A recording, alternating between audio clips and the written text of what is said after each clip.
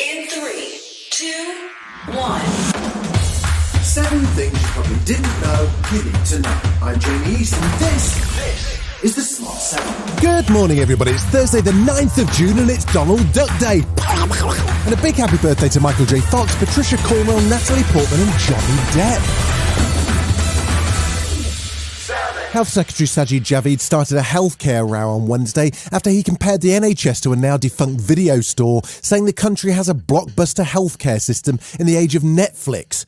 Well, given Netflix's current troubles, it's not a great analogy one way or the other, but fortunately Sajid was on hand to explain. What I'm talking about is modernisation. For any of your viewers that remember Blockbuster, they won't be able to go into a Blockbuster anymore because it didn't modernise. That sparked a row over the NHS during Prime Minister's Question Time, as Labour leader Sir Keir Starmer zeroed in on the waiting times at A&E and also on the growing waiting lists for cancer treatment. The cancer waits have been going up for 10 years, and they're even higher now. So blaming the pandemic just won't wash. Boris may have been relieved to take questions on the NHS after a bruising week, but Labour's Chris Bryant hadn't forgotten about Partygate and the vote of no confidence. The Tory party used to be the party of law and order. How on earth can there be 211 Tory MPs who think that lawmakers can be lawbreakers? More travel chaos looks set to hit commuters as the National Union of the Rail, Maritime and Transport Workers announced 3 days of strikes. Rail workers will walk out on Tuesday the 21st, Thursday the 23rd and Saturday the 25th of June. It's amid growing disputes over pay, jobs and pensions. There's also a tube strike on the 21st. The RMT Union's Eddie Dempsey explains what's behind this action. Our members have worked extremely hard through the pandemic, and some of them are now in the third year of a pay freeze. RPI is at 11.1, so they're feeling the pinch, and at the same time they're being told that the industry wants to strip out thousands of jobs. The union's General Secretary Mick Lynch had a message for passengers planning their Glastonbury trips who may be affected by the 3-day strikes. There's never a good time to have a railway dispute, so whichever time was chosen would cause disruption, and I apologise for that, and I don't want that to happen. Tory MP Miriam Cates spoke to Talk TV on Wednesday, and she didn't sound too sympathetic. Well, I don't think in the immediate term there's anything the government can do. I mean, it's hugely disappointing. I mean, I understand rail workers, like everybody else, are feeling the squeeze. But during the course of the pandemic, the railways received billions of pounds of taxpayers' money. The consequence for the world of Russia's invasion on Ukraine are worsening. That's according to the UN Secretary-General Antonio Guterres. He says the war's impact on food security, energy and finance is severe and speeding up. It comes after allegations that Russia's been stealing grain from Ukraine following Moscow's invasion, which has driven up world food prices to record levels. Elena Fage-Naroba from Maxi Grain explains what's been happening on the ground. They came to farmers in fresh occupied regions and took the grain for free, load to the vessel and trade with countries who doesn't care about the origin. As the battle for the Donbass continues, Russia appears to be once again gaining ground in Severodonetsk as heavy shelling is making life difficult for Ukrainian troops. President Zelensky says that his troops are putting up a strong defence. The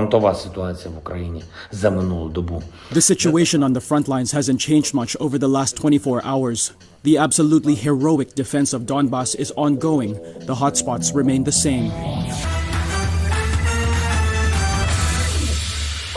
There was a tragic incident in Berlin on Wednesday. A 29-year-old man drove into a crowd of people, killing a teacher and injuring many more, some critically. It's reported that school children were among those hurt when the car veered onto a pavement twice in a popular shopping district. Police say it's still not clear what exactly happened or why. Bizarrely, actor John Barrowman happened to be there and went live from the scene shortly after it took place. There's helicopters coming in. This is bad. This is serious. I mean, really bad because there's multiple fatalities.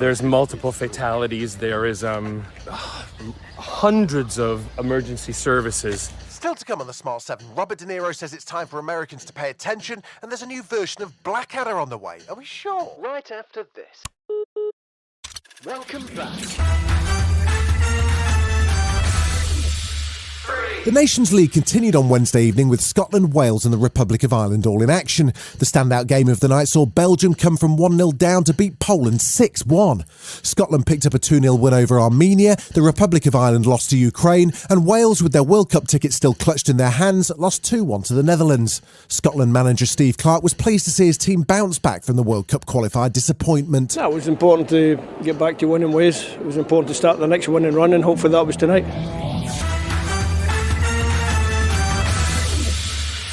He's a famous movie gangster and occasional taxi driver, but this time Robert De Niro's more focused on politics. With the January the 6th hearings due to start on Thursday evening, he popped up on Stephen Colbert's show and called for Americans to wake up and pay more attention to what's going on in their country. I know you kid around and all that, but I'm not a tough guy. But one thing I am is a concerned citizen. I'm just somebody who is very concerned, and I think any person who is in this country, a citizen, should be concerned. Some don't agree with me and the people sitting here, but they have to get out and vote and really do the right thing. From one big-time movie star to another, Dwayne "The Rock" Johnson's new superhero/supervillain movie is on the way. He plays Black Adam, a sort of anti-hero who used to be an Egyptian god but was in prison for 5,000 years. He, much like The Rock, has extraordinary strength and abilities and is now ready to cause a bit of trouble. The DC movie hits cinemas in October, and it'll be great to hear that famous theme tune once again.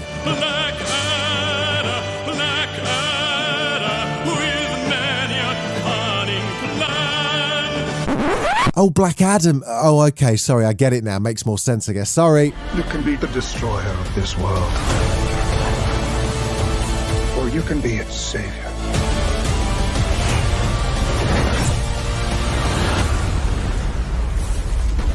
That's up to you. This has been The Smart 7. Wherever you're listening, do us a favour and hit the follow button. We'll be back tomorrow at 7 a.m. Have a great day.